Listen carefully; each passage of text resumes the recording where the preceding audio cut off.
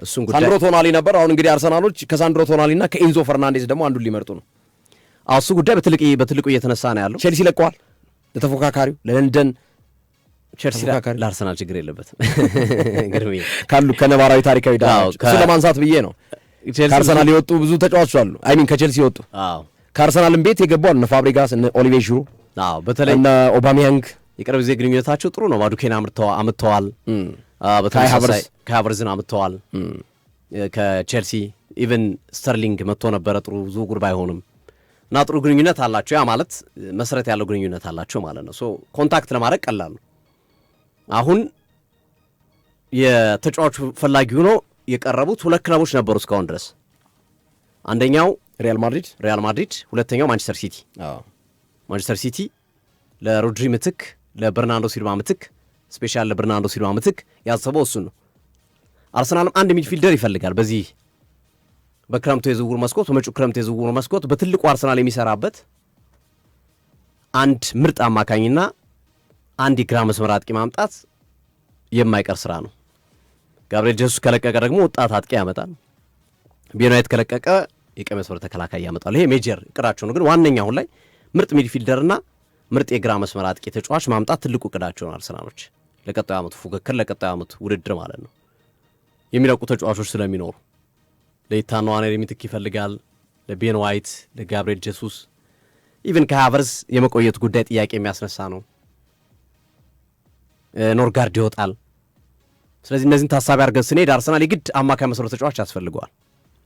አሁን ሾርት ሊስት አድርገዋል አርሰናሎች። ሾርት ሊስታቸው ሳንድሮ ቶናሊ ነበረ፣ ብሩኖ ጊማሬጅ ነበረ፣ ፍራንኪ ዲዮንግን ከባርሴሎና እንዲህ እያደረጉ አሁን የጨመሩ ዝርዝራቸው ውስጥ ኢንዞ ፈርናንዴዝን ነው። የአርጀንቲና 5 ዓመት ተጫዋች በጣም ጥራት ያለው አማካኝ ነው። አርሰናል ካገኘው ከየትኛውም አማካኝ ፕራዮሪቲ ሰጥቶ ወይም ቅድሚያ ሰጥቶ ሊሰራበት የሚገባ ነው። ኢቨን ከነ ሳንድሮ ቶናሊ አንጻር ከነ ብሩኖ ጉማሬጅ አንጻር የዚህኛው ተጫዋች ብቃት በጣም የተለየ ነው።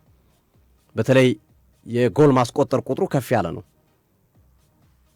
ከተከላካይ ጀርባ እየገባ ከመስመር የሚሻገሩ ኳሶችን በቼልሲ በተለይ ባለፈው የውድድር ዓመት ሻምፒዮንስ ሊግ እግር ኳስ እንዲሳተፉ በማድረግ ወሳኝ ሚና የተጫወተ ተጫዋች ነው ኢንዞ ፈርናንዴዝ። ዘንድሮ ኢንዞ ማሬስካ ከወጡ በኋላ ጥሩ ሁኔታ ውስጥ አይደለም ያለው። ከክለቡ ጋርም ያለው አለመግባባት ከጊዜ ወደ ጊዜ እየጨመረ ነው ያለው።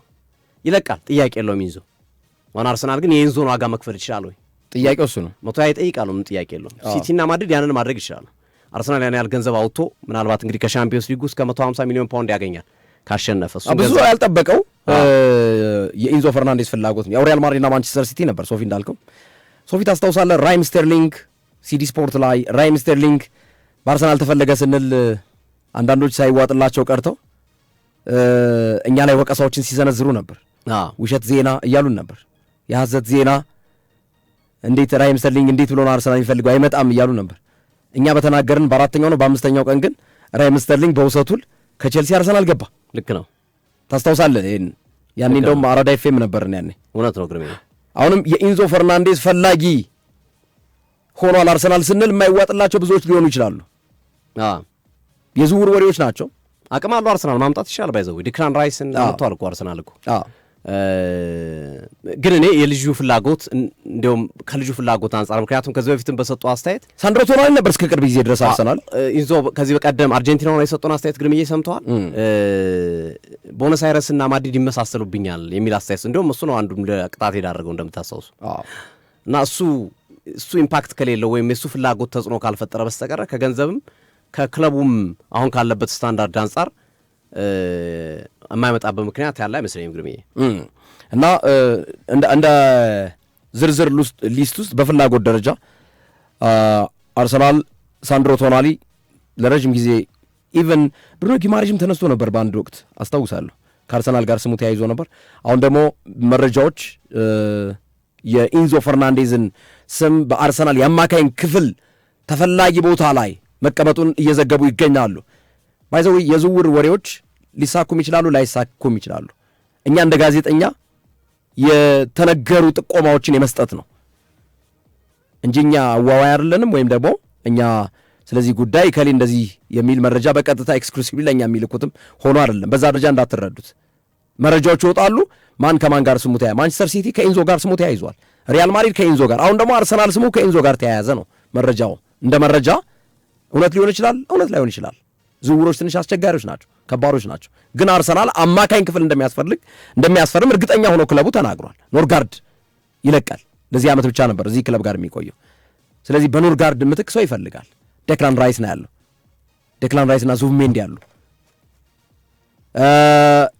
ይሄ አለበለዚያ ስኳድ ዴብዙን እያጣ ሊመጣ ይችላል ከሚል ግምት ውስጥ በማስገባት ነው።